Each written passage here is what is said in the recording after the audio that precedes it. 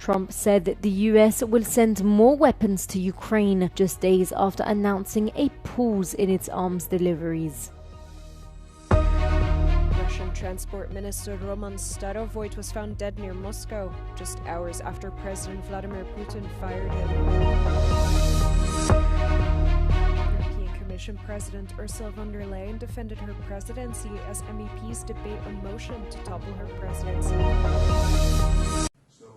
US President Donald Trump said the United States will send more weapons to Ukraine on Monday. The decision, announced during a meeting with Israeli Prime Minister Benjamin Netanyahu, comes just days after the Pentagon paused key arms deliveries to Kyiv, citing concerns about falling stockpiles.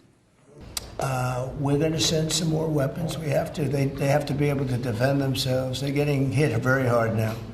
They're getting hit very hard. We're going to have to send more weapons. Defensive weapons, primarily. Trump also said that he was disappointed and not happy about the fact that Russian leader Vladimir Putin has not stopped his war yet on Ukraine, and that this war would never have happened if he had been president. Last week, Trump held separate calls with both Putin and Ukrainian President Volodymyr Zelensky. Russian Transport Minister Roman Starovoyt was found dead near Moscow, just hours after President Vladimir Putin fired him. Domestic media reported that Starovoyt died in an apparent suicide. The Kremlin provided no specific details for his dismissal, but it came following massive disruptions of Russian civilian airspace caused by Ukrainian drone raids. Over the weekend, almost 500 flights ended up getting cancelled. That's according to the Russian Federal Aviation Agency. The agency added that in total, from early Saturday morning until Monday morning, roughly 1,900 flights were delayed.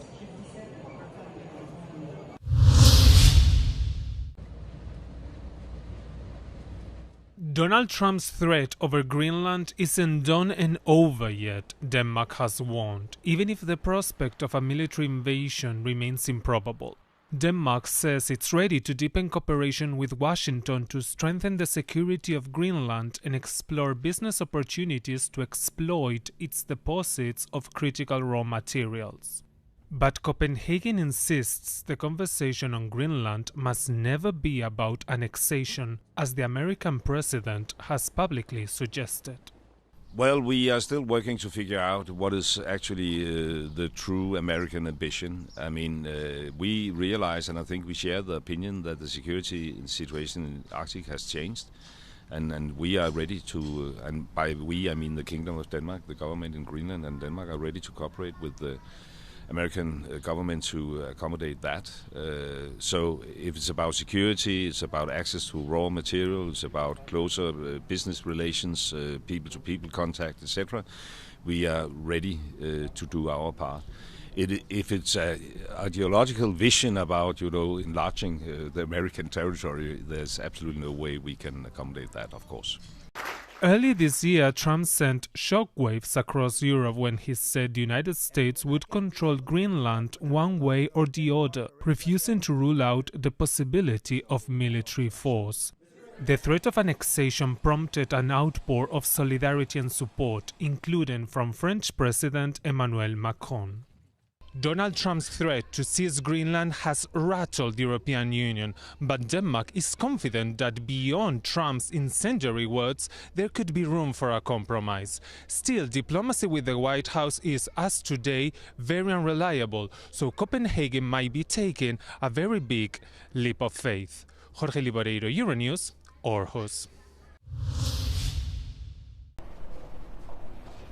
European Commission President Ursula von der Leyen defended her presidency against a motion of censure tabled by the radical right of the European Parliament. Von der Leyen said the motion was trying to drive a wedge between pro-European political groups in the Parliament. She vowed to, quote, never let extremists rewrite history.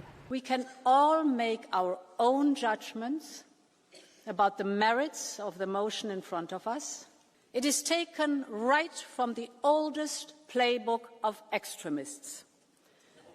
Polarizing society, eroding trust in democracy, with false claims about election meddling, attempting to rewrite the history. The censure motion was tabled by a Romanian MP and co-signed by 77 lawmakers.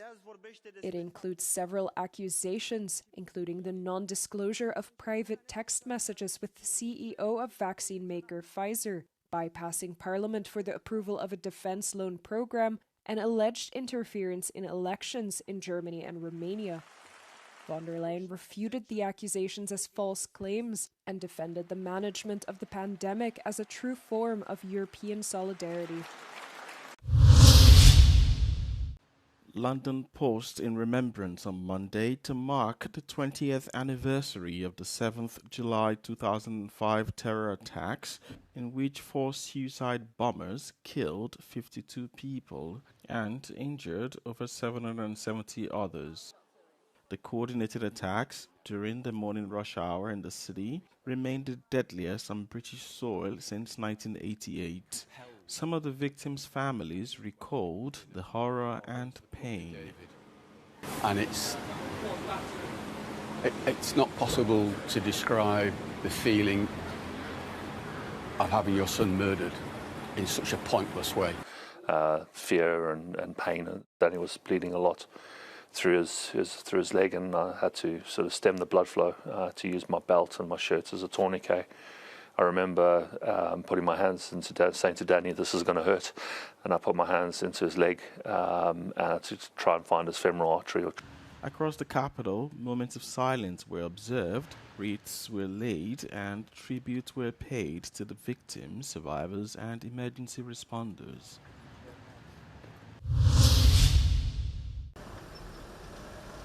Poland reinstated border controls with Germany and Lithuania in response to similar measures imposed by Berlin. The Polish Interior Ministry said the checks were aimed at those involved in illegally smuggling migrants across the border. They are scheduled to last for a period of 30 days, but the Polish government has not ruled out extending them.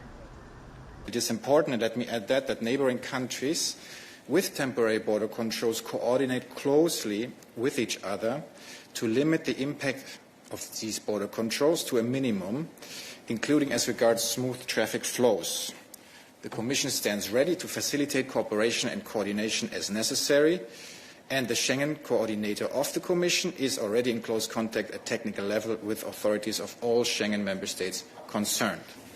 The EU legislation states that member states are allowed to introduce temporary internal border controls under certain conditions, such as in times of serious threat. Poland's decision comes after Germany first imposed controls on its borders in 2023 to combat human trafficking and curb irregular migration.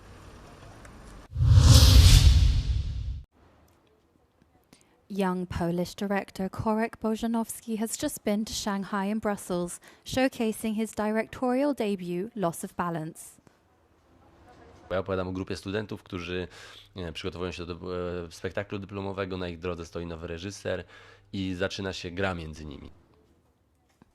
The filmmaker takes inspiration from the early cinema of Roman Polanski, which inspired his debut. The story follows a group of students at a Polish acting school and draws inspiration from real-life scandals that came to light in Polish film schools in 2020. Ja chciałem ją na maksa zrozumieć. Takie metody, które polegały na łamaniu studentów, czyli na zmuszaniu ich do przekraczania swoich granic, bo uznawało się, że po prostu, że sztuka tego wymaga. The director says he wanted to bring those stories to life.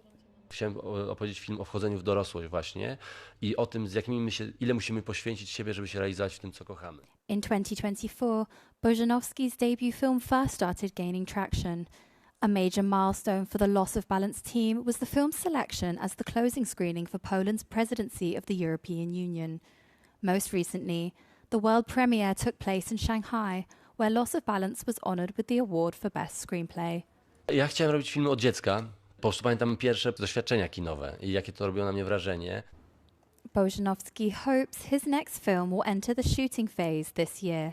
Jest to też film o wchodzeniu w dorosłość, ale jakby kolejny etap, bo mam poczucie, że Utrata jest o tym, o zawodzie na świecie, że się zawodzimy na świecie, bo mam jakąś wizję świata, a to jest jakby drugi etap tego wchodzenia w dorosłość, kiedy nie zawodzimy się na świecie, tylko na sobie.